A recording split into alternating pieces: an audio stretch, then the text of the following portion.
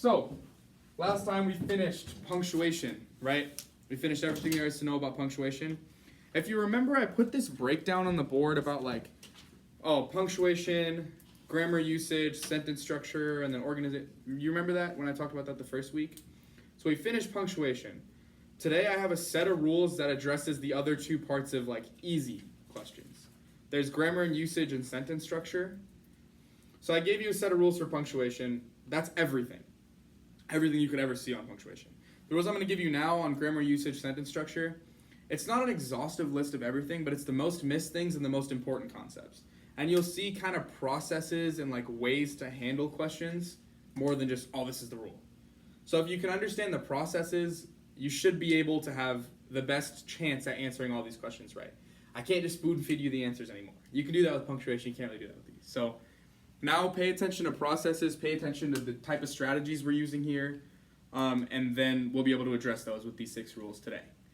Okay, and I'm going to call these, the book calls them golden grammar rules, where I got them from. But they're just 6 general grammar related rules here that are going to help you succeed in this portion of the test on these questions. So, okay. Again, I'm just going to caveat this, just like I said with the punctuation. There's situations where you'll just feel right. There'll be times where your intuition's wrong. So pay attention, especially to those spots where these rules will go against your intuition. So make sure you know those ones and you're aware and you're ready for when those situations do happen. Okay, let's go ahead and get started. Okay, first rule I have for you today is that subjects and verbs should always agree. I'm sure you've heard this about a million times. I'm just going to underline the word always here because there is no situation where this shouldn't happen. There is no exceptions to this rule. The subject agrees with the verb every single time in a sentence. Every single time. Let's go ahead and go through a few examples here and just let me explain to you what I'm talking about. So let's say I have a situation. You guys are sitting pretty quietly and paying attention to me. So let's say I have the students in the classroom. Listens well. Okay, the students in the classroom listens well. Everyone who's in this class already knows that's wrong and they know the correct answer already, right? This is not right. You know how to fix this. The reason I bring up this example is this is how I like to teach the process. This is how I'm going to teach you to handle these types of questions. The ACT does this thing where, okay, let's quick do this. No, actually, let me explain this first. The ACT does this thing where they put a bunch of words, a bunch of mumbo jumbo in between the subject and the verb to try to make you forget what the subject is. And then you just go with the conjugation. So this happens a lot. In an example like this is easy for English people that have spoken English their whole life. This is really hard for people who are learning English now. Because a lot of the times in the most simple format of English, we just put the subject next to the verb, right? That's the easiest way to do something. Subject, verb, subject, verb, subject, verb. And that's how we keep sentences super easy. We speak with more fluidity and more variation than that, right? We're advanced English speakers.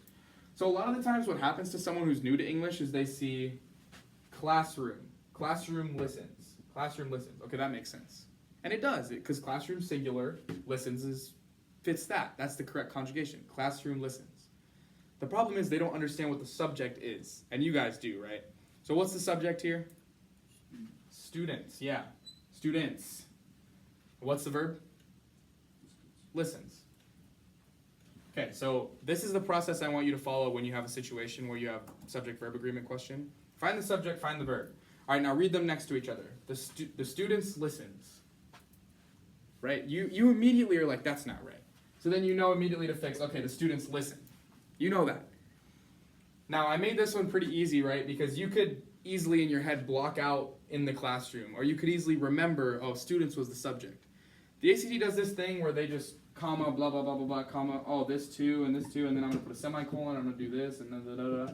And then we'll go here, and now you've forgotten that students was the subject. So anytime you have a question that's, you can feel it's about to ask you about this, just go find the subject. Okay, the subject. Forget everything else. Oh, here's the verb. Do these two agree? Students listen. Okay, that's good. Does that make sense to you? So this is the way I would, a lot of you can, it's like, when math teachers tell you to like show your work, it doesn't really matter, right? If you get the right answer, you get the right answer. The reason they tell you stuff like that is to make sure you make the least amount of mistakes. And especially on a test where there's 75 questions, this is an advanced class, I want us to be scoring as high as possible. And there might be situations where we just miss questions that we know how to do. This is an easy question, right? If you have this, you know this. It's just sometimes this can confuse you. So I know, excuse me, I know this may seem excessive, doing this underline thing. Please do it. It's just going to minimize the amount of mistakes you make. I know you don't need to, but just please do it, because when you get to harder questions, when the pressure is higher, this is just a way to make sure that you're not making silly mistakes. So another example, I just want to show you one more thing of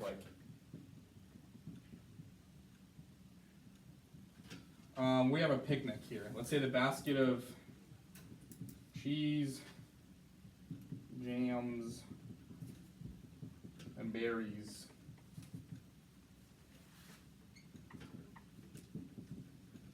This is a commonly missed question, so I just want to put this out there. I didn't bring any water. Okay. The basket of cheese, jams, and berries were passed around. I think you can see why this question is missed so often, right? If you just kind of forget the subject here, cheeses, jams, and berries were passed around. Yeah, what's the problem with that? Cheeses, jams, berries were passed around. Yeah, what's wrong with that? But that's not the subject, right? What's our subject here? The basket is the subject. Not all this. The basket is the subject. Now what's our verb? Passed. Were passed, right? This is all one verb, right? It's an auxiliary verb. But yeah, passed. Okay. Now when I read this, do I say, well, the basket were passed around? No, that makes no sense. You would say the basket was passed, right? So something that could have been complicated, oh, well, berries were passed. Yeah, that makes sense. Well, now just make it easy. Just make it easy on yourself. Just go find the subject, find the verb, and then read them next to each other. So you made something that was fairly complicated pretty easy all of a sudden. And now the basket was passed. That makes sense, right? Do you see what I'm doing here? Does this process make sense to you guys online too? Yeah? All right. Yeah, so that's the first thing I have. That's that first rule. That a nice way to check subject-verb agreement is to underline, check what's the subject, what's the verb, put them together. All right. Let's do another agreement thing here. We've got rule 2. Okay. Pronouns should agree.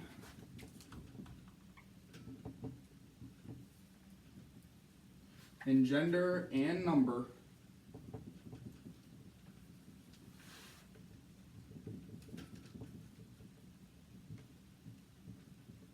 It's a really hard word to spell. Antecedent.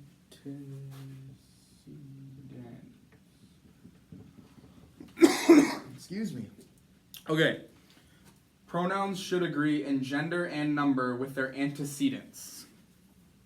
Does anyone know what the word antecedent means? Okay, I actually don't care at all if you don't know what that means, because it's not important. It's just for the rule. Antecedent is basically what a pronoun is referring to. The word a pronoun is referring to. So if you're talking about me, and you said, okay, Rakov walked in the room, he looks tall. Then he is the pronoun, right? What is he referring to? It's referring to me. So I'm the antecedent. Rakov is the antecedent. Does that make sense? It's that simple. I don't really care if you know what it means. You just need to know those two things need to agree. If I were to say, like, oh, Rakov walked in the room, they look cool. Like, well, they is plural, right? So, and I know, like, now the way that we use pronouns as a society is different, but the ACT still uses them very grammatically, so we're not really going to see, like, that type of thing come up where we have to worry about. So let's just treat pronouns as the most simple things, and just use them grammatically right now. Don't worry about being, like, socially correct on the test. You should still be socially correct in real life, but don't do that right now. Okay, so for example, if we have we got a team that's getting blown out again in a football game. Here we go. And let's see, the players, they're moping their heads and stuff. The players walk back to his locker room. Okay. The players walk back to his locker room. You're all scowling because you know this is wrong, right? Everyone can feel this, right? Again, I'm going to tell you the same process here, right? Well, I see that this is an agreement thing. So let's go find the pronoun. Okay, his is our pronoun. Let's go find the antecedent. What am I talking about? The players. The players, his, don't agree, right? We would want the players, their locker room, right? Because that agrees in number. Now, you might have situations in other languages, right? Like Spanish, for example, plural pronouns have gender too, right? You can have a masculine plural and a feminine plural. But in English, our plural pronoun just isn't gendered. So there, because it's numerically correct, just overtakes everything. So you're going to have, if it's there, don't worry about gendering correctly. It just needs to be there. It needs to be plural. Now, if you have a singular word, don't use that. That just doesn't work in the context of this test. Does that make sense? This much of it makes sense? Okay, so what if we had, we're going to take a quick class vote. So this much of the rule makes sense to everybody, right? You all got this? Online, you got this? Yeah, this part's pretty easy, right? Yeah. Sorry, did someone have a question? No, I was just saying yeah. Oh, okay, he was just saying yes. Okay. Don't start a new number. Don't start something new in your notes yet, because we still got one more example to do. So let's say I have a situation where I'm gonna have you guys vote on this one. We've got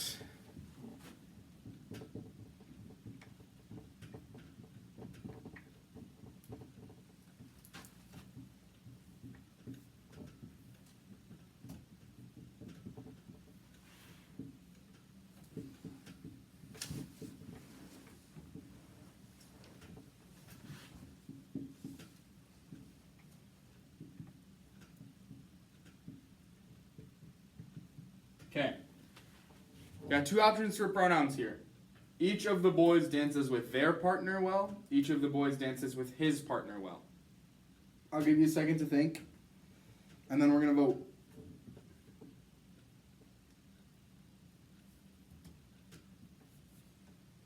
All right. How many people think it's A? Each of the boys dances with their partner well. Okay. How many people think it's B? Each of the boys dances with his partner well. A lot of you online people aren't voting. I'm seeing that. It's okay though. But, okay, so traditionally off the rule I just told you, right? Each of the boys dances with their partner, right? That makes sense. What I didn't tell you yet is that each actually makes boys singular. I'll explain that rule in a second, so don't worry about writing anything down. So the correct answer here was, yes, B, his partner. I'll explain what that means and how we got there. But this is a specific type of situation that goes against your intuition, right? When you're intuitively thinking about this, you might just say, each of the boys dances with their partner. Yeah, boys. Their, right? Not his. It's boys. But there's a specific case where we need to actually switch this. And this rule, the book does an amazing job. I'm not going to take credit for this. This is from ACG 36. They call this each is one body. And I would capitalize it the same way I did, where we're capitalizing these three words, because those are the important ones. Each is one body, is what we're trying to say here. Now, what does that mean?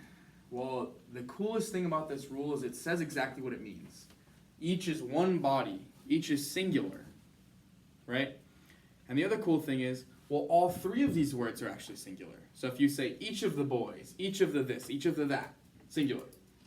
Nobody, everybody, everyone, no one, anybody, nobody, somebody, those type of words, anything that has these three is actually singular. Even though it may sound plural to you, it's actually singular when we have something like this. So before, when I said each of the boys, each is one body. So it's actually singular. Does that make sense? Or if I said, like, no one brought their drinks, well, it's actually no one brought his or her drinks. Does that make sense? So I know this goes against your intuition, but the rule is that when you have words like each, one, or body, that actually makes things singular. Those pronouns need to be singular. Okay? Got it? Online, does that make sense? Okay. Yes, I know this one's tricky, and this one probably won't come up a ton. You'll probably see it maybe once, maybe on the ACT. Throughout the ones that I've taken, or throughout the practices I've done, there's ton. This comes up all the time. But on the actual test, I would be surprised if, I mean, it's probably going to be a question, but I don't want you to get that question wrong. So that's why I explained this. But, okay. Let's go to the next one. Okay, this is pretty straightforward. These other two rules were pretty process driven. There's like a whole thing about them. This is a very specific case. I'm mentioning this because for some reason this is, actually not for some reason, this is hard. But there's a lot of people that get this wrong. All the time, every year. And it's hard if you don't know the rule. If you know the rule, you got it. I promise you guys are going to get this right on the test when you see it because I'm about to show you this rule. Okay. Possessive pronouns.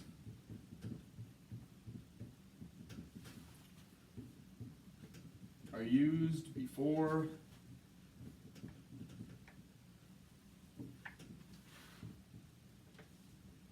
gerunds. Possessive pronouns are used before gerunds. Have you guys heard the word gerund before? Yeah? No? A little bit, maybe? It's not really too crazy. Let's just think of a gerund as an ing word.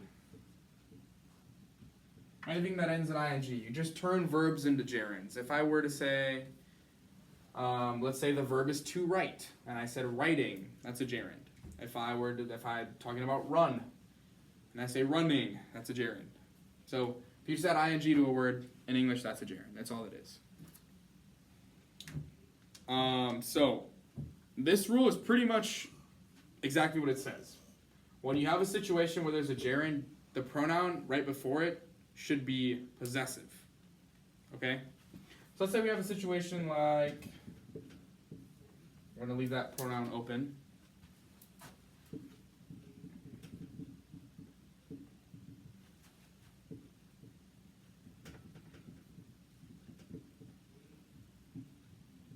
Did you guys used to do this when you were little, like bite on sleeves of like a hoodie or something?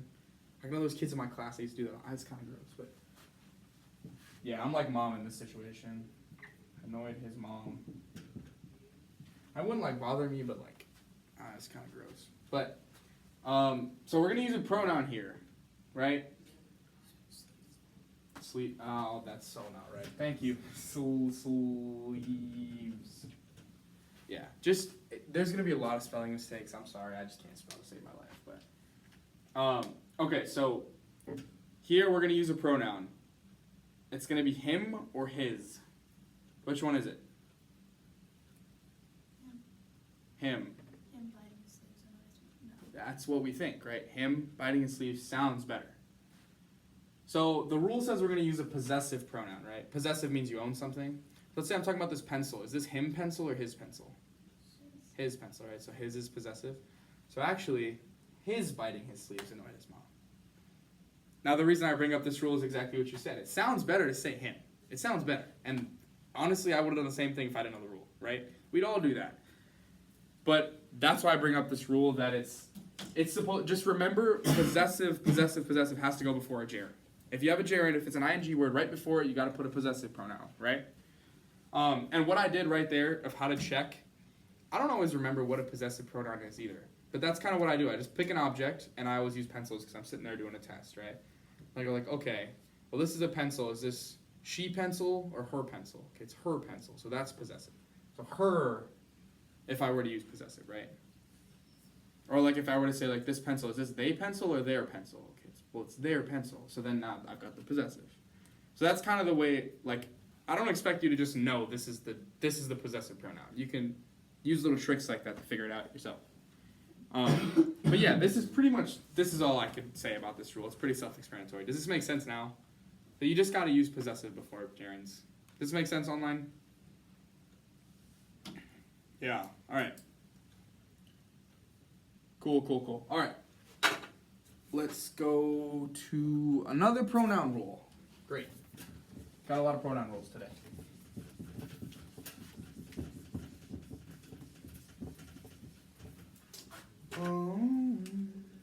Okay, this one we're gonna have to talk about a bit, but okay, pronouns should be in their correct case. What does that mean? Well, there's two types of cases I'm going to give you here.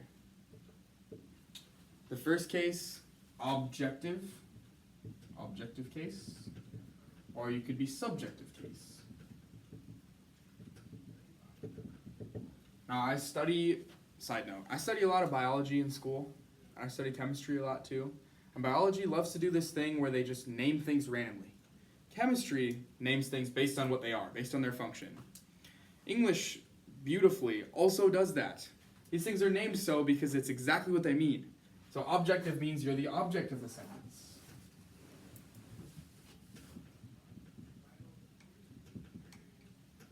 Subjective means you're the subject of the sentence. Which is really nice, right? Named exactly for what they are.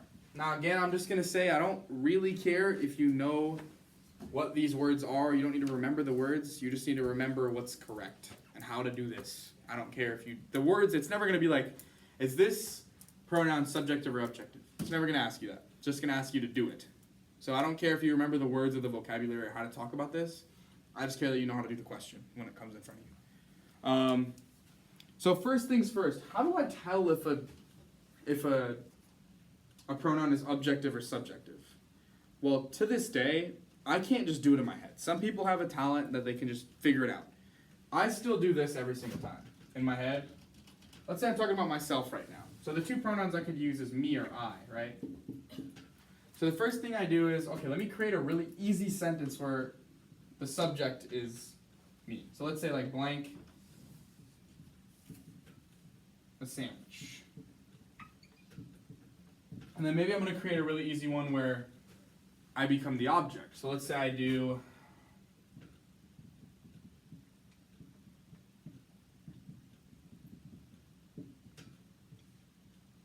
okay. So in this situation, this top one, it says blank eat a sandwich.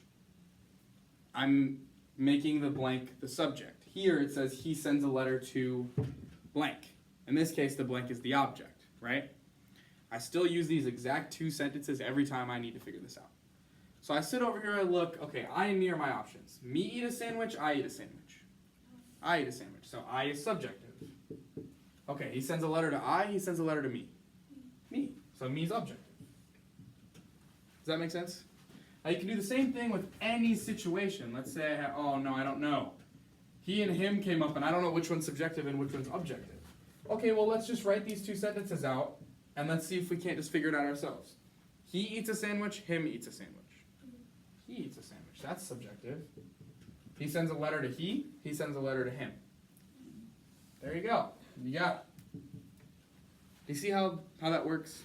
So you can make this a lot easier on yourself. It's really hard to remember this one's subjective, this one's objective, this one's this one's that. You can just make sentences like this. The same way I figured out that, his pencil, that's the possessive one. Do the same thing to figure out which one's subjective and objective. Right? Okay. Now, just going to erase this to give you some examples. We're going to talk about how to figure out exactly what does this look like. I'm going to just throw up two examples up here. I'm going to give you guys time to think about them and try to figure them out yourself. And then I'm going to tell you the right answer. I'm not going to make everyone vote this time. But okay.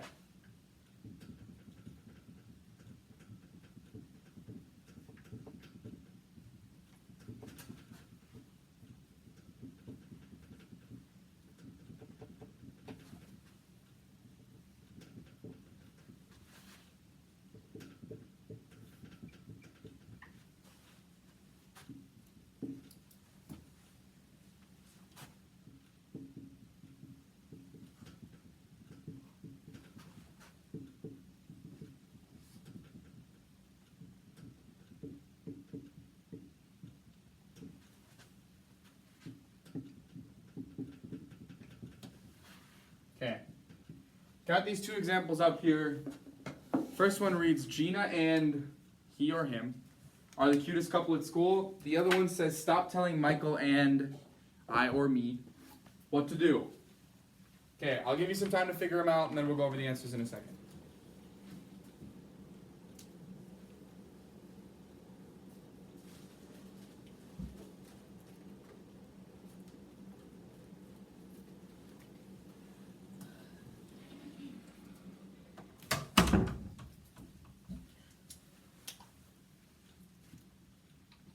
Okay, you guys got it?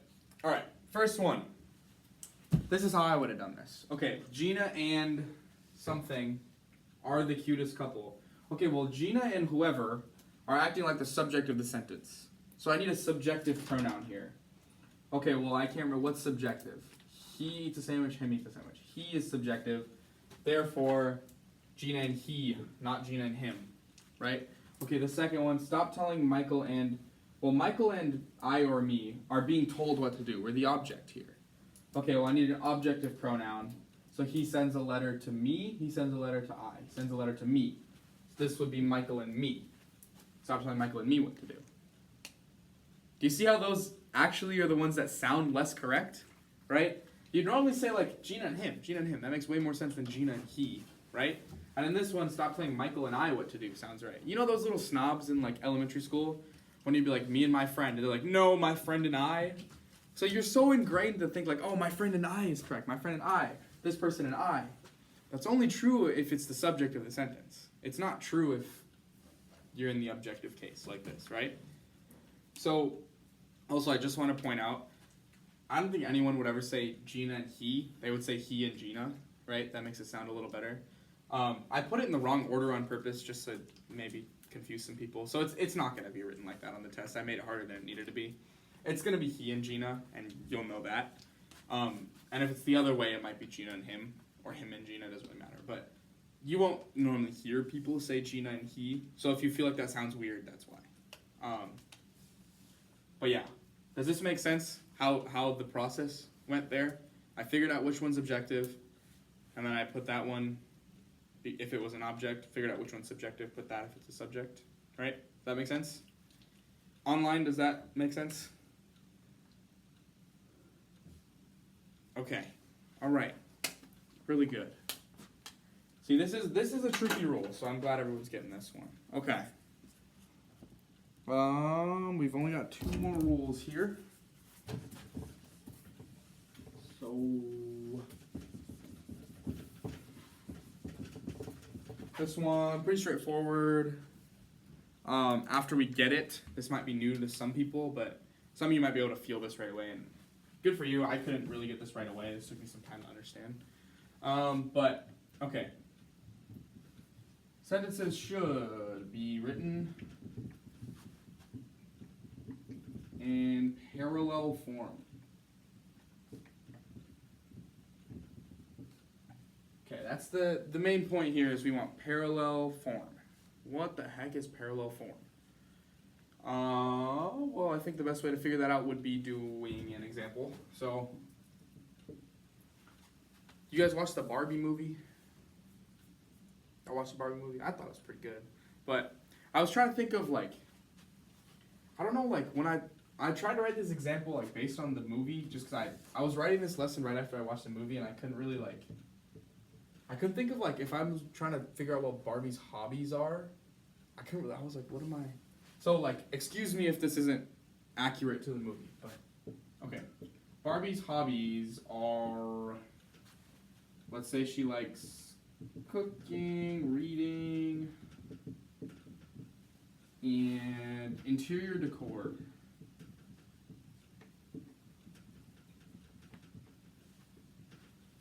Okay, we've got a full sentence up there.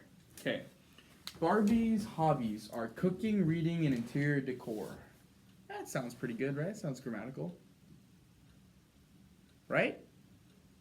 But why would I put a perfectly grammatical example on the board, right? So what's wrong with what let me not say what's wrong, but like what could we make better about this to make it fit parallel form? I know you guys don't know what that is yet, but I want you to figure it out. How do I make this fit parallel form? Hobbies spelled wrong. Okay, well that's one thing. Sorry about that. Ignore that. Okay, how else do I fix this? Hobbies? Whoops. Okay. No, I meant like HOBBY, apostrophe S. Oh, No. not quite. No. Okay. Is that actually how you spell hobbies? I don't think so. Okay, it's definitely not right. But anyway, good guess, but not quite.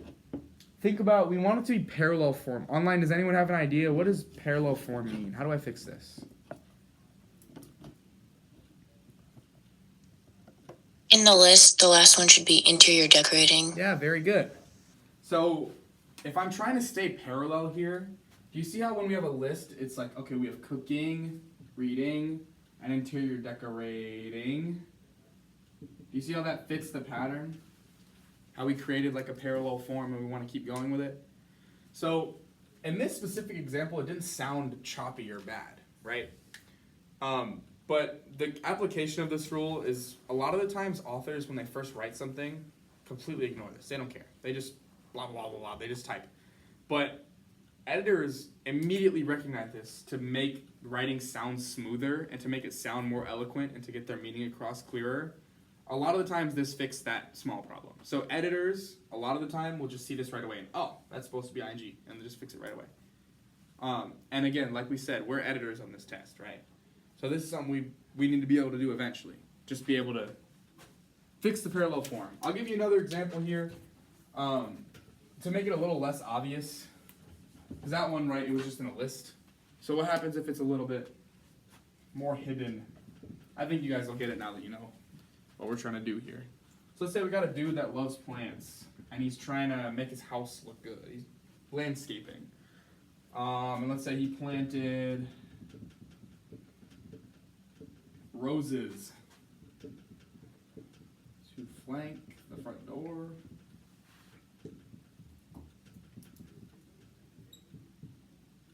Oops. And daisies.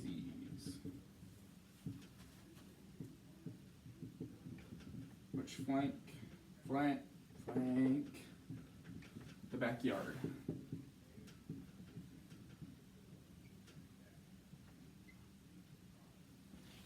Okay.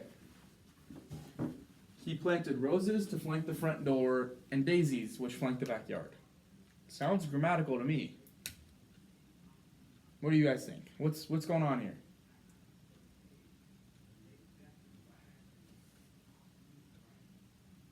Online, does anyone have any ideas? What's going on?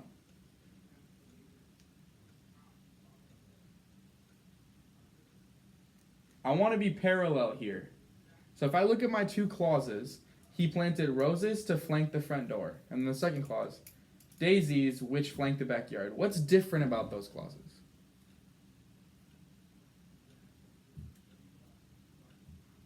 Do you see how right before flank, the way I'm describing this, to flank, and I said which flank, right? Do you see how those things, it's a very subtle difference, but they're different, right? And in this case, we want to stay as parallel as possible. As an editor, that's basically your job, just to make things sound cleaner. So you can do this two ways. You can say he planted roses, which flank the front door, and daisies, which flank the backyard. Or you could switch the other way and say he planted roses to flank the front door and daisies to flank the backyard. Whatever you do, I just want them to be parallel. You want to keep the form parallel. Does that make sense? I know this is kind of hard to recognize right away, but the more you practice with this, this will start to come to you a lot easier. And these two questions I gave you are pretty hard. On the actual test, they'll be pretty obvious. You'll just feel like, oh, that's not right. Like, these ones, you can't always just feel since they're small differences like this. And I want to say one more time, this isn't what I have up here right now. It's not wrong. It's not agrammatical. It's fine. It's just that you'd want it to be the other way to be better. The ACT is going to give you questions like this where they want you to improve the sentence and edit it to be even smoother and even better. And this is how you do that. Does that make sense to you guys? The idea here, at least? Online, does that make sense?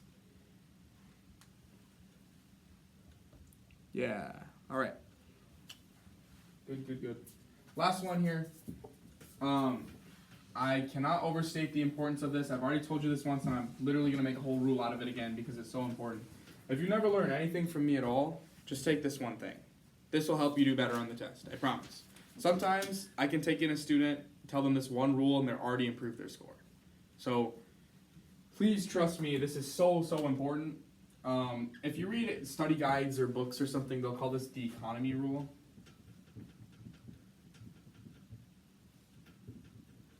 Basically, what that means is if you can say something in less words, and now this part's important, in less words without losing meaning,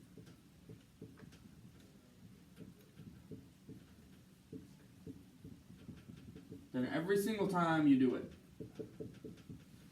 The job of an editor is literally to pack in the most meaning they can in the least amount of words. So, another thing that goes with this is you shouldn't repeat yourself. Don't repeat at any chance you can get. I just want to make clear also that if you've heard me talk, if you've heard me lecture to you guys before, I'm repeating myself a lot. That's partially it's because that's part of teaching, but also I'm talking. It's way different to repeat yourself when you're talking versus when you're writing. So when you're writing, you can go back and read the thing again, right? When you're talking, you can't just replay what I said, right? So sometimes I'll explain something in a different way, or I'll say the same thing twice just to provide emphasis or stuff. You don't really do that in writing, in prose at least. I mean, you can do it in poetry and whatever, but we're not doing that right now. We're doing prose. So we're not going to repeat ourselves. I won't give you full examples, but like stuff like this, I don't want to see. When people do like, people reminisce about their childhood and they'll talk about like, oh, like we used to go boating or whatever, and they'll say like in the summer months of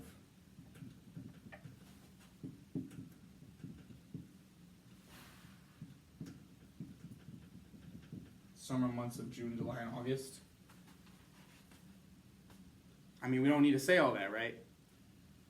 If we said we used to go boating in the summer months, we used to go boating in the summer months of June, July, and August. Did I lose any meaning? Said the same thing. It's just now you added all this detail, which is fine. It's just not necessary. You don't need to say that. And I want to try to convey the most meaning I can in less words. So I don't actually need to put those there. You could just say in the summer months. Does that make sense, what I did there? There's a really extreme viewpoint of some English like professionals that say, well, yeah, anytime you repeat yourself like this, you're just calling the reader stupid. You're just saying like, oh, this person needs all this extra. I don't subscribe to that theory, but to an extent, what they're saying is true. You shouldn't repeat yourself to make the reader read the same thing again. They're going to get bored. So if you know, you already said the summer months. You don't need to say of whatever. Another example, I used to do an activity in this class when we had more time. I would just say, like, I write the most simple sentence, and I'd say, like, say it in the most words you can possible, just so that people could get practice of, like, don't do that, don't add a bunch of words. And people would talk about, they would make sentences like this, if they would say, like, the joke made, or, sorry, it was the funny joke, sorry. The funny joke.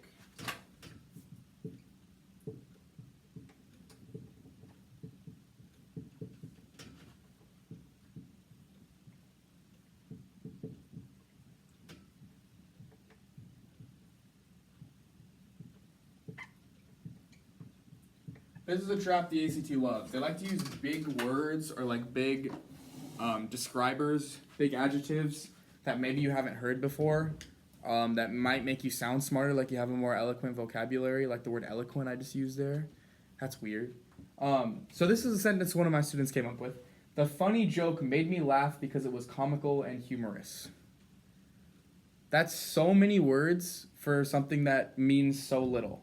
We said so much without conveying hardly any meaning.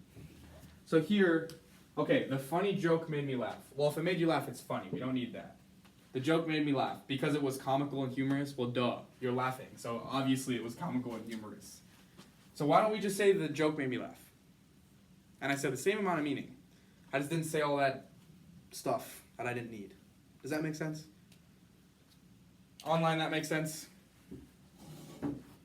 There's going to be situations where you got to do this. You just got to cut out words that don't need to be there. Okay. Let's try to go kind of quick here. Let's see if we can get through one practice passage. I'm going to try to rush you a little. So, everyone got this? I hope. Let's go to page, maybe here. Do we got it? Let's go to 596. 596. That should be the first English passage of a test. 596. You guys found it? Okay. Like we did in the past, or like I said, I guess there's 9 minutes per passage, right? On the actual ACT. Advanced class, I would be shocked if you guys actually need all 9 minutes. Some of you may need 9 minutes on some of the passages. You won't need 45 for 75 questions, I promise. So just for today, I'm going to rush you and I'm going to make you do it in 8 minutes. On the test, you'll have more time, so don't feel like freaked out if you don't finish or whatever. But I'm going to have this stopwatch playing right here like Manoj did. We're going to go for 8 minutes. I'll stop you.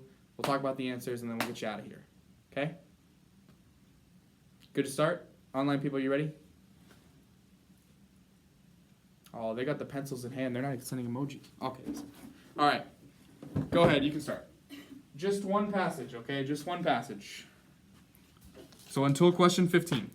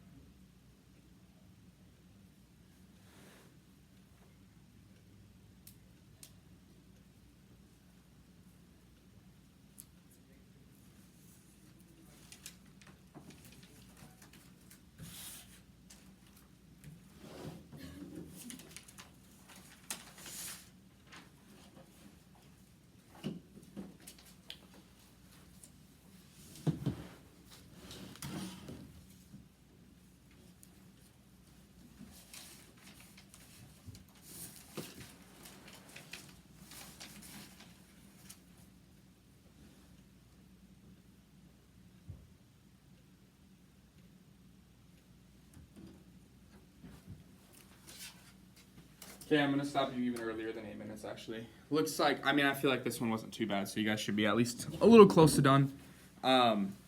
Don't worry if you didn't finish it. I stopped you early. I just want to have time to address a few things about the practice. All right, I'll read answers starting from question 1 all the way through question 15. You guys ready? Okay. Question 1 was C. Question 2 was H. Question 3 was D. 4 G. 5 D. 6 J. 7 B. 8 H. 9 C. 10 F. 11 A. 12 J. 13 D. Sorry about that. 14 H. 15 B. Okay. Really quick before I open it up to questions, I just want to mention a few of them that talked about the rules, or mentioned the rules we just talked about today. Question 1 is an example of some subject-verb agreement. We're talking about their instruments. Their instruments of choice is considered. No, they are unusual, not is, right? So that's an example of subject-verb agreement right there. Number 2, this is actually, it's telling you exactly what to do with parallelism. Which choice best maintains the pattern established? That's literally what parallelism is. That's what parallel forms are. Okay, number 5 here. This is just repeating yourself. Working by hand while constructing their instruments. They manually, okay, well, we already know all that, right? So how about we just say to construct, right? So say less words. Convey the same meaning. And then number 9 I wanted to mention also. The thing I wanted you to know here is the subject is factors. So if it's factors, we would say factors affect, not factors effects, right? So we want effect here. And then affect, not effect, right? Those are different words, but okay. And then there's some other tricky ones in here, but I'm gonna mention exactly how to do those like harder types of questions next week. We'll talk about those more in detail. So if you have questions about those, we will address them next week. Do not worry. But I just want to get you guys out of here on time. So we'll be done for today.